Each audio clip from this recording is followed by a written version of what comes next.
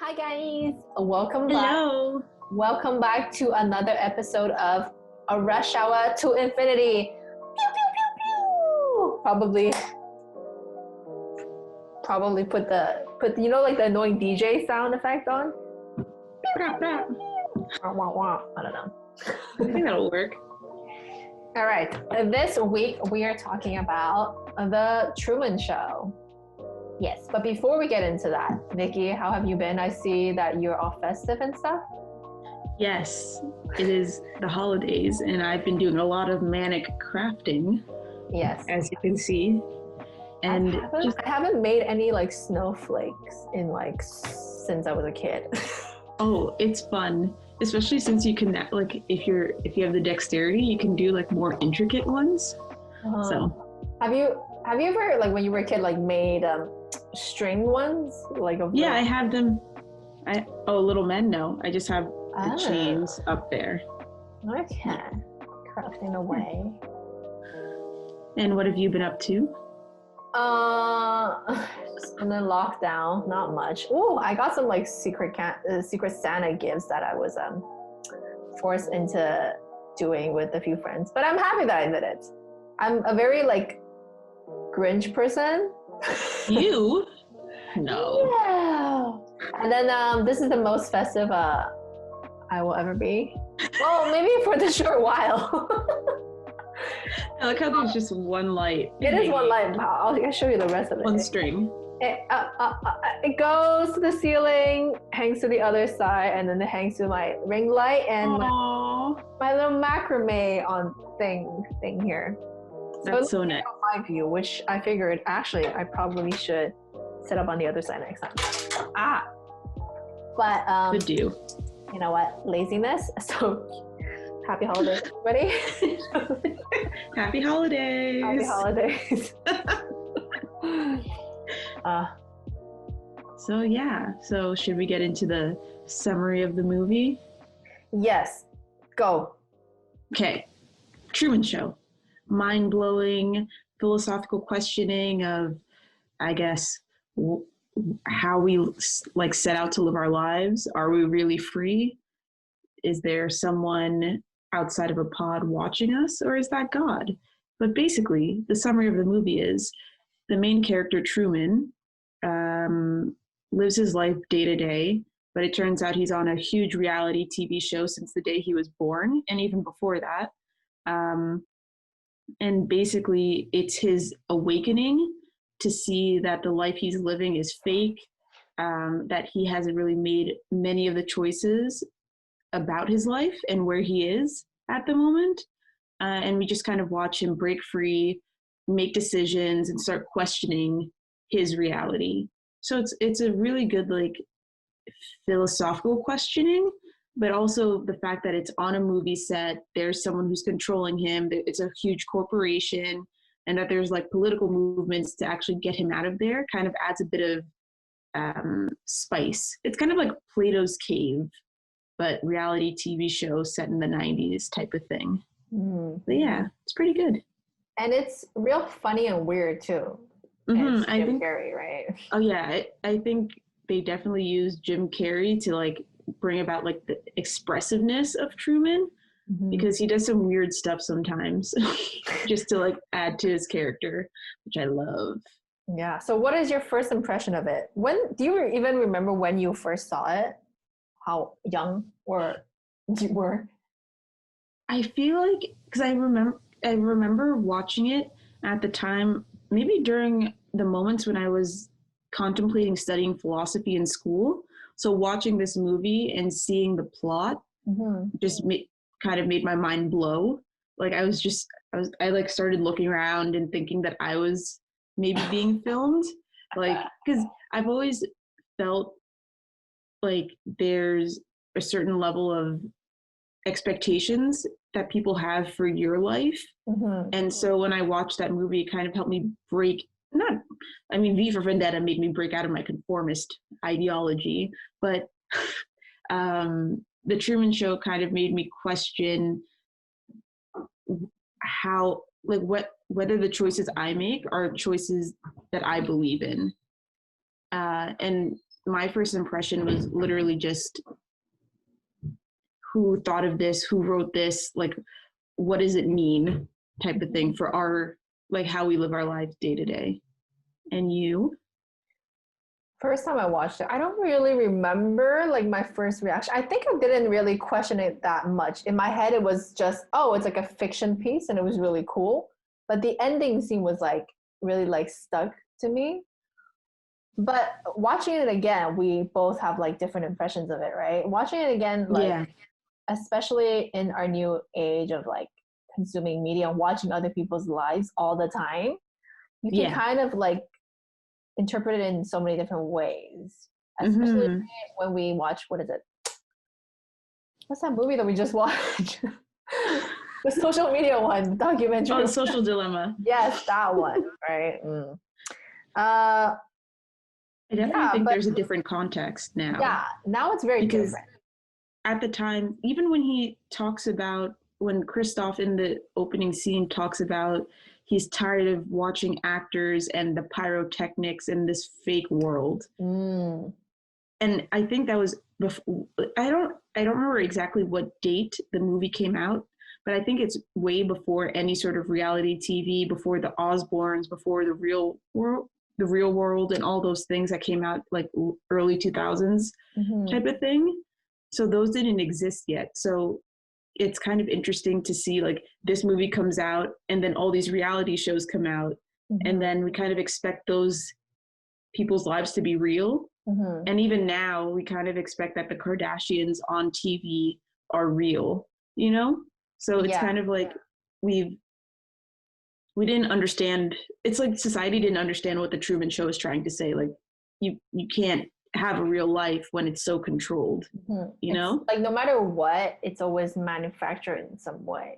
Exactly. Which is now we know that, because even in the beginning of social media, people didn't really notice that. Like we were always all trying to present the best of ourselves, but now we know we really try too hard. Yeah, exactly. It's just like, we don't need that many filters. Face tuning is a little extra, you know? If we have extra time, I guess, and we're bored. So when I watched the film and then we started talking about it, and we were questioning if the film would work today. Like would a show like Truman that's set in the 50s, that ideal coastal suburbia, small town kind of reality TV show, would that work today? Would you be interested in watching something like that? No, just because I don't even watch reality TV shows now, except for 90 Day Fiancé. But even that, you kind of can tell that there's added drama. I think the truth, like when you're watching the movie, you see that there's so much, like it's so mundane. You know, he's literally like gardening. He's making coffee. He's talking to himself in the mirror. You know what I mean? I don't think a show like that, because the way we watch shows now, it's like there needs to be something happening every few seconds. You're not just like watching and intrigued only by the person. You're intrigued by the drama. You know what I mean? And it seems like there's no drama in this show. Like there are little hints of it. They make his life very ideal, actually, like very peaceful. Not even any drama. It's not challenging. Yeah, and apparently we like drama. I guess to continue watching it, like what's gonna happen next? And the thing also, they did that though. Remember when they were saying like in the coming episodes, Muriel is gonna leave and we're gonna introduce a new love interest. So they do make it like. Yeah, so I guess they do make it dramatic, but at the same time, you could do that for everyone's life if you pre-planned it. You know what I mean? So the drama that's happening has to be controlled, which is something that makes it seem even more like Truman doesn't really have a choice in his life. You know, the weird thing is like, I don't think I would watch it, but I think I would kind of understand it, because there's so many live streaming platforms now, and you know, like on Twitch, and then like I'm not on Twitch, but apparently there are people just doing mundane things and people tune in. So like like, and even like I think on YouTube there's people like that do live streams maybe of like, especially in the beginning of pandemic, of them like studying or of like doing something, and it was just like live streaming. So it's like companionship more, you know, like for like the Truman Show, you saw like the grandmas, which just kept them on TV, like all the audiences, right? So I feel like it would be a thing, but I feel like maybe the Truman himself probably, maybe it would have to be like some sort of like gender neutral, like race neutral family, like something, or it would have to be like different multiple characters. It couldn't be like that standardized one American white man. It wouldn't like do well anymore. I don't know. Because now that you bring up, because I think about like people who do mukbangs and watch people eating. That is so weird. Do you watch people eat? No, I can't. I have no interest. And when you were talking, you know how there used to be like that huge thing of like family vlogs as well? Yes. And it's just like bringing your kids in the outdoors or like doing in the backyard, kind of yelling, like doing house stuff. But even then, because we find out that Truman's life is controlled by Christoph. You know, the music, the shots, the angles, everything is controlled by Christoph. And it's the same thing with a vlog. It's like someone has to edit it at the end of the day. There's still editing happening while the show is live streaming 24/7, like 10,000 days have gone by. You know what I mean? Mm-hmm. So I guess it could work today, but I don't think that we could have like a person who's unaware of their surroundings being filmed. It would be impossible to do that. You would really have to build a huge pod somewhere and keep them away from social media. Oh yeah, they didn't have social media. They didn't have, no. It was TV and radio stations. I think he would have figured out that there was something happening had there been social media. Yeah, it wouldn't make sense. Yeah. You have to be like in a dictatorship if you're kind of stuck. And then there'll be too much movement, like trying to free him now. Exactly. But there were movements, and that's why they got rid of that girl, Sylvia. Yes. And, you know, there's that montage of the amount of times like people have broken in on set and all those things. That was funny. Yeah. Truman, it's a show. I'm on TV. Hi, Mom. And then I guess also something that's different is the ideal lifestyle that Truman has. Like the 50s suburbia. The 1950s suburban. And I mean, at least they made it like multicultural on the show. Mm-hmm. But I feel like people still want that. I think. Like that small town, well, not necessarily people our age, because we're kind of like into that city life and hustle. But what I'm realizing, even being on TikTok, is a lot of people want this cottagecore, you know, living in the middle of nowhere, no hustle. Maybe you have your own little bakery or something. Like people don't want this huge glamorized lifestyle anymore. Yeah. And I know I've moved away from that.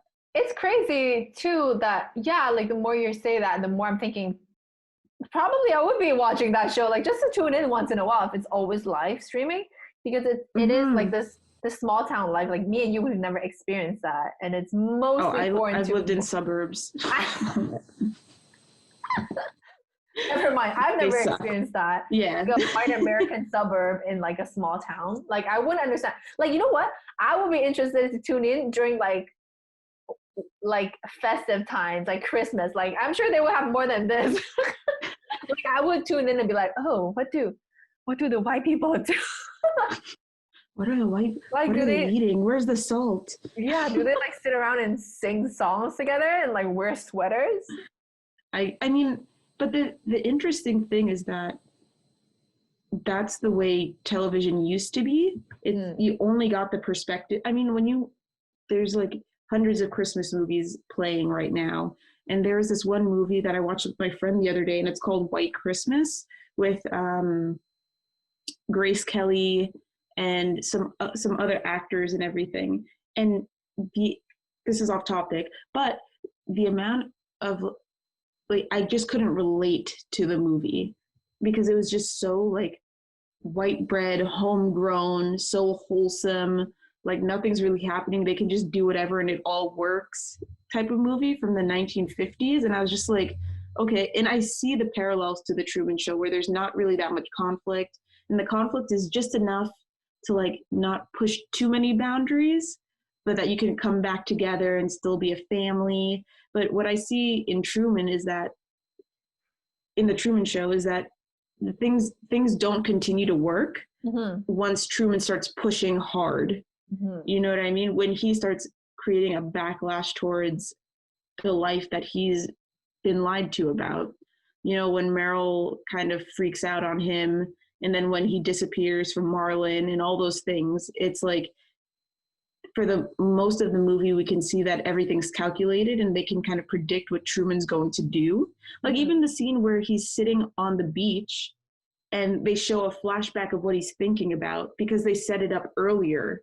You know what I mean? And they know exactly what he was thinking. Or, but they didn't know that he was planning to escape, though. But that's because he started becoming a bit, because there's like that scene where they talk about, you know, any abnormal behavior must be documented, you know, or be reported to me. Because I think Christoph would have seen the fact that, okay, something weird is happening to Truman, you know, we need to start planning to keep him around. And there's exactly nip it in the bud. Because what I did notice was that every time he was about to plan something, if he didn't do it at that moment, it got deterred. So he was talking about how he wanted to go to Fiji, and he said, bonus month is just around the corner, you know, and it's just like, well, now that you've said that and they know your plan, it's like Christoph is going to find any way to make sure that bonus doesn't happen. You know what I mean?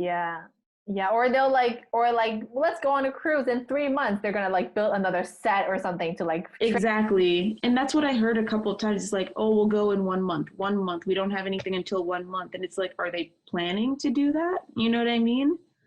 It's interesting. It's interesting, yeah. And we were saying like how his character is very that all-American kind of a stable guy, right? And you think it has to do with a lot of like whether it's nature or nurture, is that like a big component of how he turned out to be?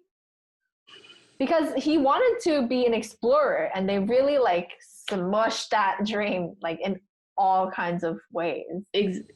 I think it's definitely I definitely agree, like there's a bit of his own nature of being an explorer and being creative and being a person who wants to break free and kind of figure what this world is about. But at every moment, like you said, he gets stopped very quickly. And I think up until a certain point, especially as you grow, like your first response is to like, okay, no, I don't want to go too far outside of this comfort zone, because the last time I did that, someone stopped me and made me feel like crap, you know? It's just, I don't think anyone could really rebel under those circumstances. You know what I mean? When there's a lot of fear instilled in you and a lot of like, oh, well, that's been done before. And that, I think that ties into the types of people they put around Truman. Yeah, because he only has one good friend. One friend, his wife. And then his coworkers remain coworkers.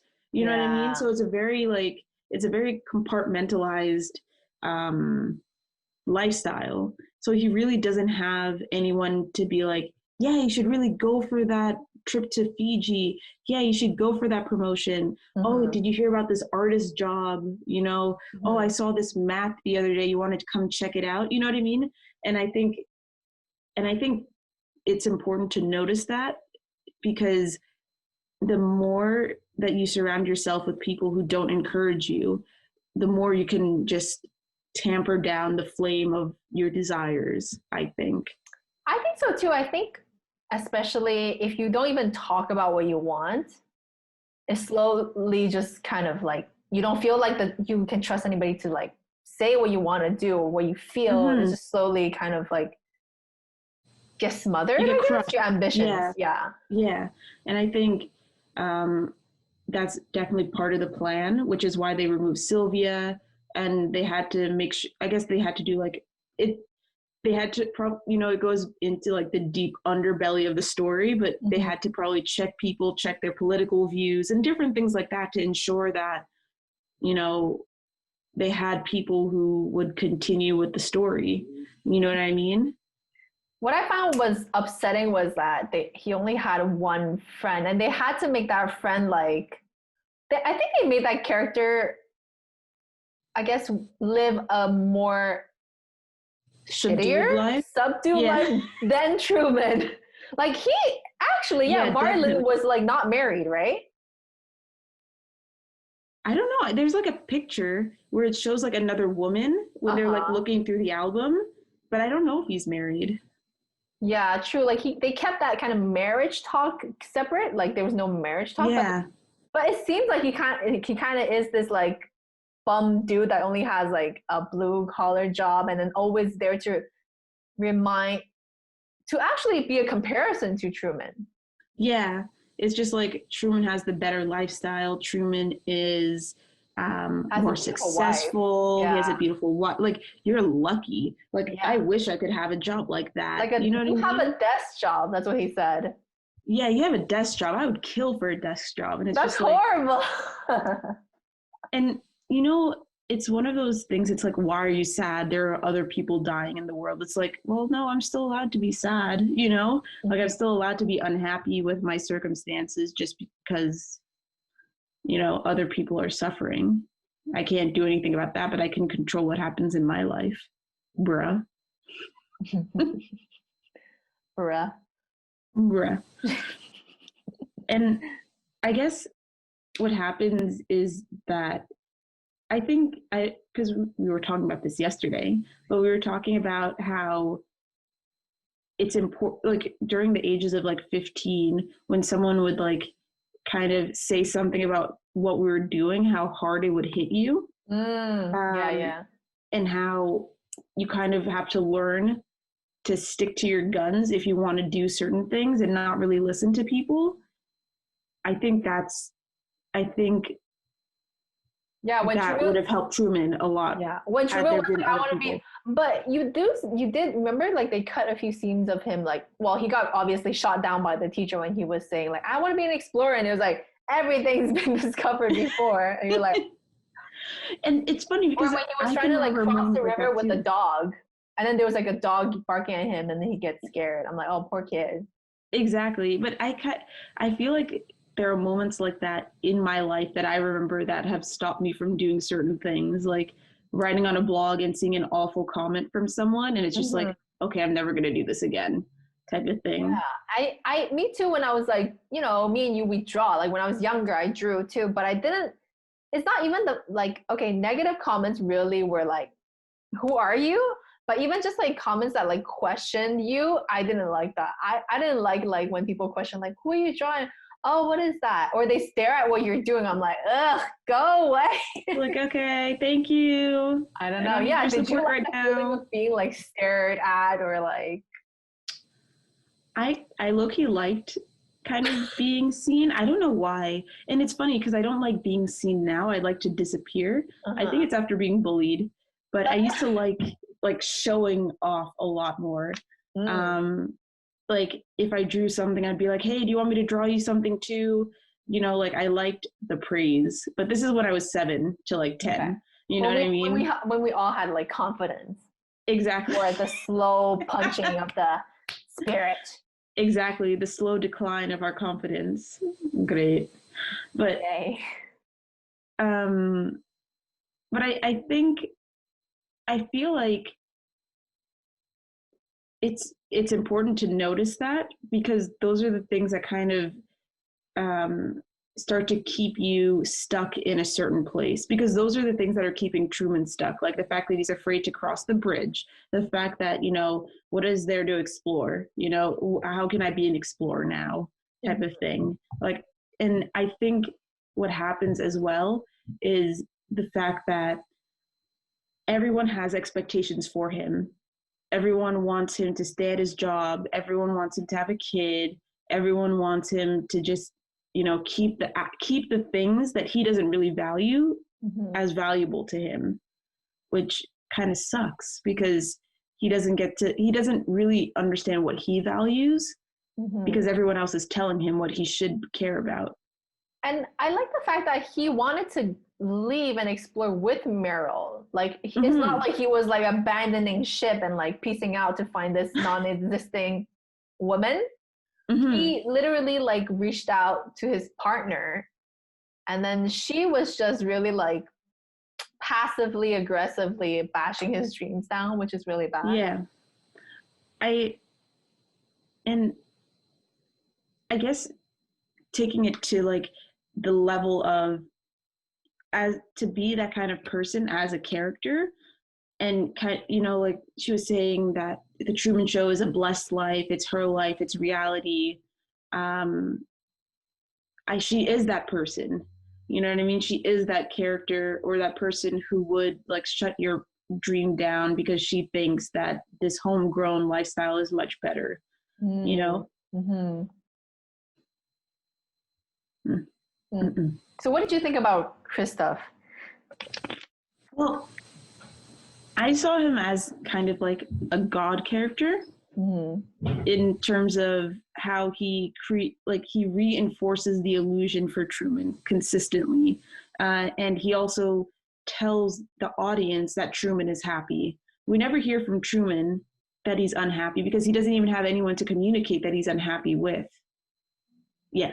And I feel as though Christoph is he's kind of a mad scientist with a lot of money, kind of like an Elon Musk type of thing, where he has so much money, he can experiment with a human being, he can get people to pay money into that. And, and it kind of kicks his ego because there's this person who does whatever he wants and he's free until I decide that I don't like what he's doing. Yeah, for me, I couldn't really grasp his character, except for that controlling like figure. Like, he's not scary. I guess he does like you said, like embody kind of like that fearful god kind of, because he has in a way a lot of good intentions, which is in his mind good intentions for Truman, like his baby, like he watched him, his first steps, the first day he, like when he lost that episode that he lost his tooth. I was like, oh my God. When he said the episode, I was like, okay, don't say episode. You're trying to make an argument for your quote unquote like adopted son, man. Like, like gotta keep that on the down low. But it was good. It felt like he really cared about Truman, but like you said, to an extent that it's more like a pet than of a, I don't know, like a human being with their own free will and volition. And I think that's something I talked about with my mom a lot. It's at a certain point, you can't really control your kids. They need to go out and make their own decisions and make mistakes. But Truman really isn't allowed to do that. He really has to stay in line. And you see that and that's why I think that Christoph is kind of a wrathful god, because of the fact that as Truman tries to escape on the boat, he's trying to knock over the boat and create more obstacles for Truman. And what I see is that there's this determination in Truman that he didn't have before. And now that he has it, Christoph has to bring out the big guns. And I think that's kind of similar to the biblical God, where once people start, acting like little dipshits, he's like, no, like sending like lightning down on people and just being like, no, that's not happening. Yeah, I think a lot of ways when it's in a religious context, it's basically kind of like stay in your lane, because if you travel further, you'll harm yourself and people around you, right? Yeah, and exactly. That's basically it. Like for Truman, it's like if he wandered, like they really didn't want him to travel, so they killed off the dad in the water. Yeah. They don't want him to like do a lot of things, and it was always had to like some consequences. Like if he leaves, so what are you gonna do with the house? What's the mortgage? What? Exactly. But But he I didn't think really that's care. also but that's similar to our lives as well. Once you Mm, start getting kind of sedentary and stuck in your lifestyle, mm-hmm. and complacent, there's always excuses to not step out of the comfort zone. You know, either you're miserable and you're kind of comfortable in that, or you're comfortable, but it's not the real life that you want. So I definitely see similarities to that. I think a lot what we see in the Truman Show is that the obstacles are made for Mm-hmm. Truman, but he could fight through those obstacles and not take them as no's, like hard no's or hard walls. You know what I mean? Because there are a lot of no's that we see in our day-to-day lifestyles, but we kind of have a choice to break through and say, no, this is not a hard no, I can keep going type of thing. Mm. There's always a way around it. But it's easier said than done, right? Because now that I'm thinking about it, like let's say your life is a Truman Show, Victoria show right now.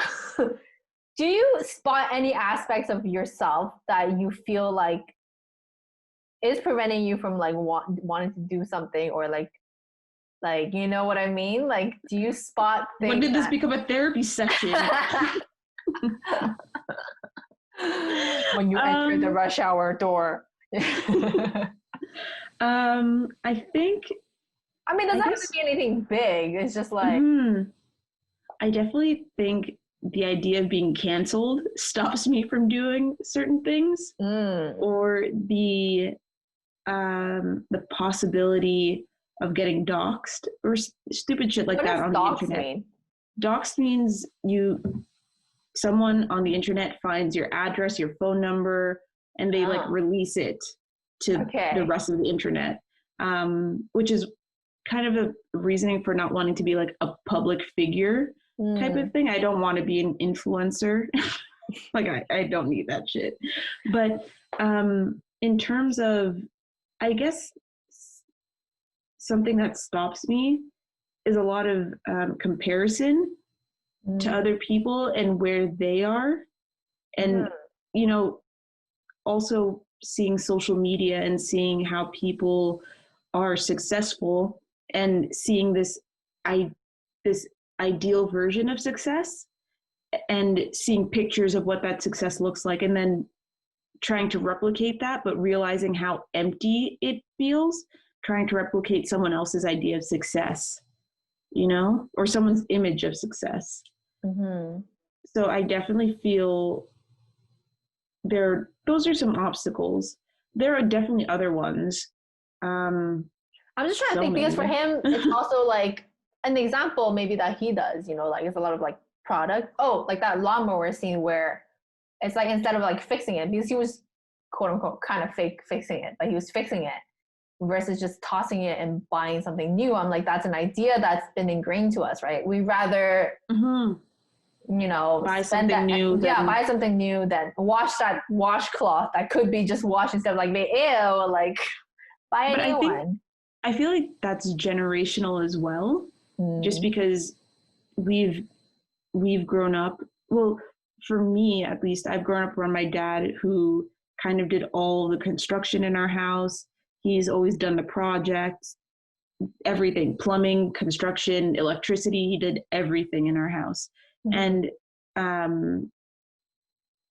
then seeing and not seeing that around me would kind of make me feel as though I don't know what to do if a situation arises where I need to fix my house or fix a lawnmower. You know what I mean? So I guess and I don't know, I doubt it's from what my dad watched as a kid. It's just a personal thing. And I guess, you know, understanding that this can be fixed instead of spending money is kind of like for me, a value. For me, it was like seeing value in like old things, or like things that might not be perfectly new. And I still constantly struggle with that. And I think, I'm pretty sure you too, you know, we want that newest thing, like the shiny thing, versus like the secondhand is the same. But however, I think our generation is like starting to realize that, you know, vintage things or old things, it still has a lot more value in it. So do you think that social media and influencer culture kind of creates personalized Truman shows for each of us? I mean, we're aware of what happens and the image that we're putting out, but there's also a side to it that we don't see, which is the data that Facebook, Instagram, and Twitter uses to create these profiles of us and then advertise to us. So what do you think?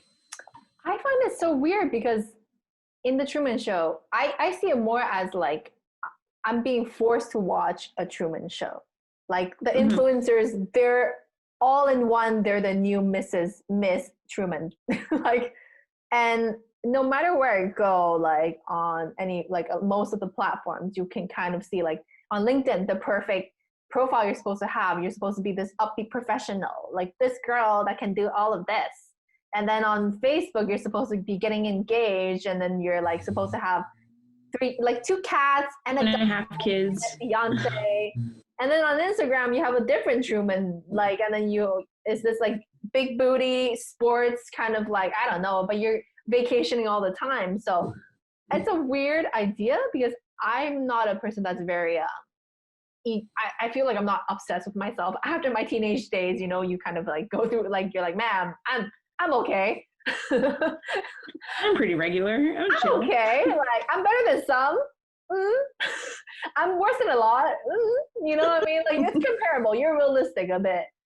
Exactly. So I don't see myself as having a Truman life, but perhaps maybe his habits, like his habits of kind of doing the routine, or like having like these false, like not false, but these ambitions, and like let's say he wanted to travel, but he never got to it because of obstacles. But his obstacles were more obvious, but maybe ours is, you know, the same. Like for me, like, oh, I want to wake up earlier, but then I don't. But the obstacle is very small, you know, and it's a habit, and it just perpetuates itself. Right. And how about you? Like, what do you think about like the influencer culture and everything? I feel as though I feel as though there is this sort of Truman Show for influencers. It's this kind of, I don't know how to describe it. It's as though they're pretending not to be on camera. So it's kind of flipped because Truman has no idea he's on camera, but influencers try to pretend everything's candid, everything's authentic, everything is, oh, I just casually walked to this cafe that's sponsoring me, and now I have an ad.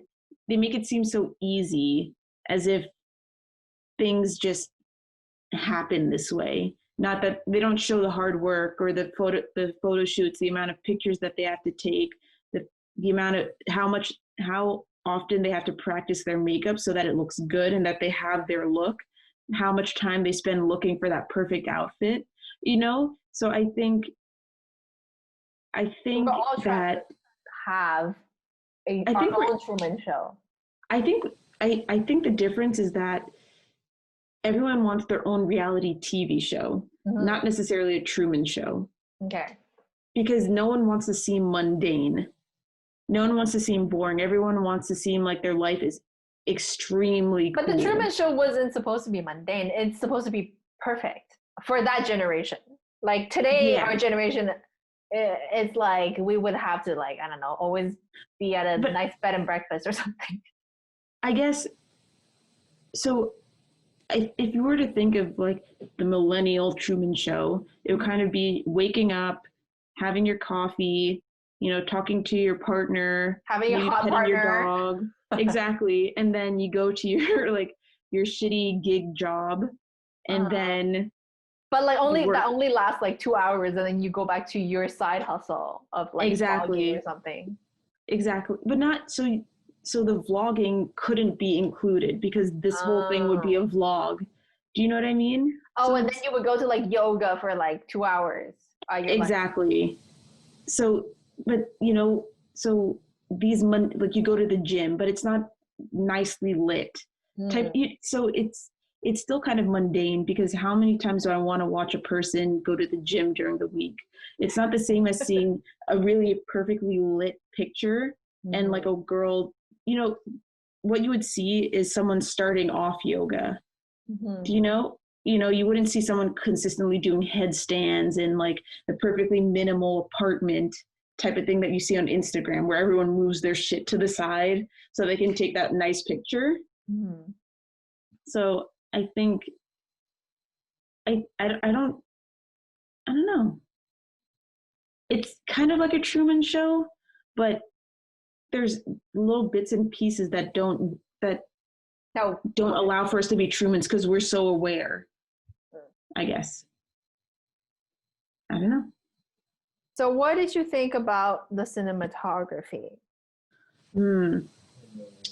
I really I never really noticed it.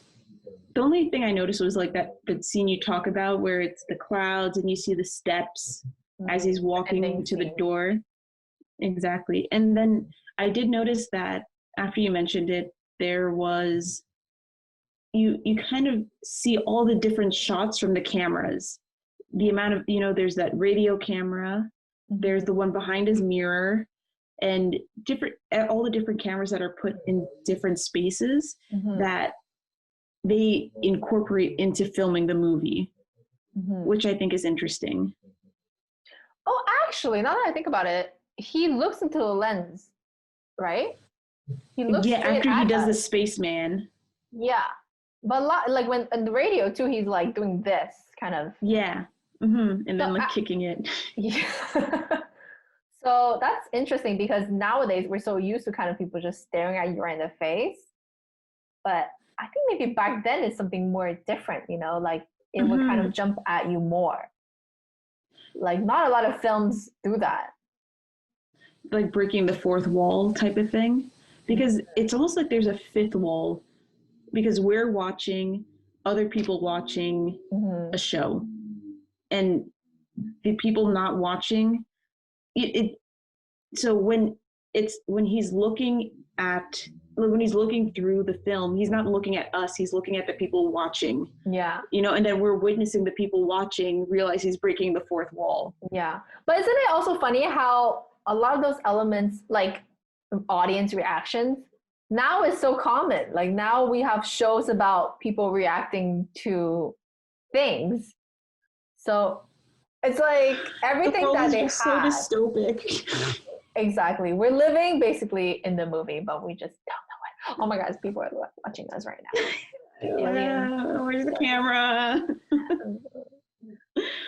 Yeah. But I mean, I guess people just have taken elements of the Truman Show and rolled with it. You know, there's that quote where an evil person reads a dystopian novel, and instead of being like, oh my God, that's awful, they're like, that's a really good idea, I should do that. I feel like that's the way our society is going.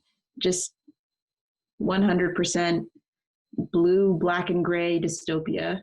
I can't. Maybe we'll make a reaction to that. Like this video about when we're talking about it now, like in 20 years. In like 10 years. Yeah, in 20 years, we're going to be like suited up like gray and like.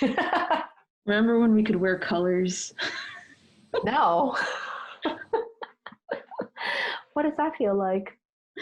Oh my gosh. All right. So any closing commentaries? I love The Truman Show. I'm probably going to watch it 5 more times in the next week and a half before the year ends. Yeah.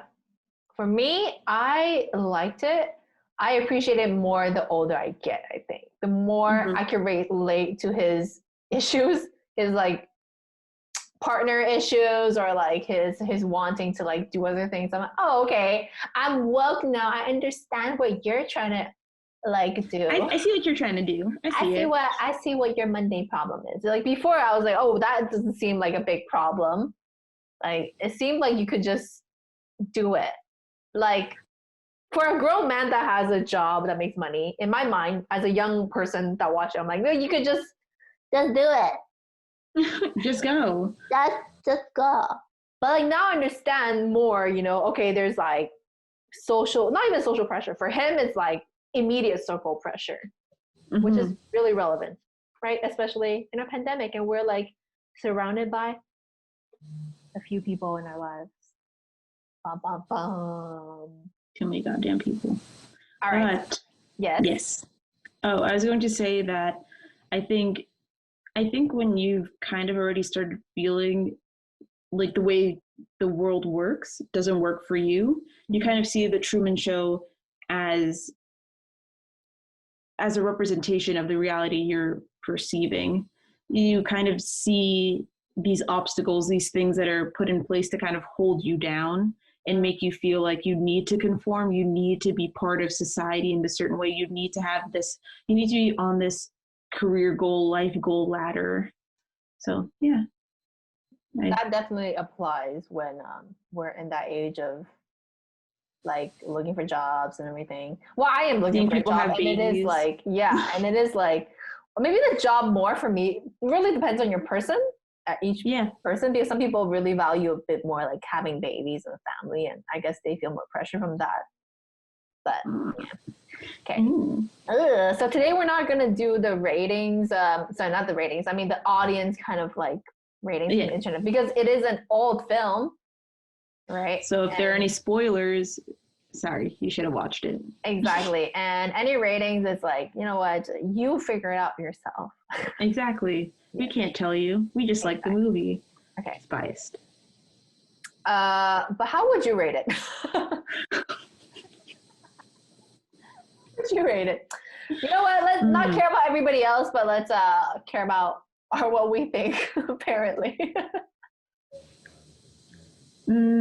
I rate it as a chill movie to start questioning your reality. You know, questioning your own path and what it is that you want, and sort of recognizing certain things that hold you back in I don't want to say society, but in your reality, in your life. Because there's only one reality, but you know, continue. Yeah. Oh, but like the quote, what is it? The quote that says we accept the reality that we're presented with, right? Yeah. So. And I feel as though the movie challenges the viewer to question more. Not so overtly that you're just like, okay, this is just pandering at this point, but it drops little hints and bits to solidify the fact that no, you don't have to do all these things that are lined up for you or are supposed to be lined up for you.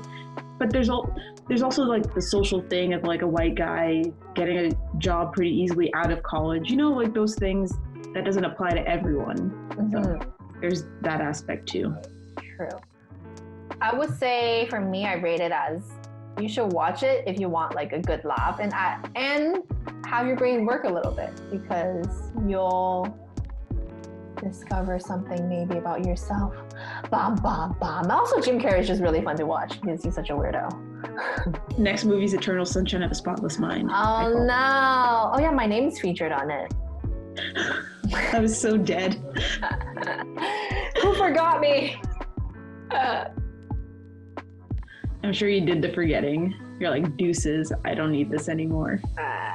No, actually, I think it was somebody. We'll see next time if we do a little screenshot. But I think it was something like, "Dear Mrs. Blah blah blah blah blah, Linda Chen has been erased from." Oh yeah, please don't mention it to. Please so again. Whose heart did I break? Who did I traumatize? I don't know. All right, so that's it for us. Outro.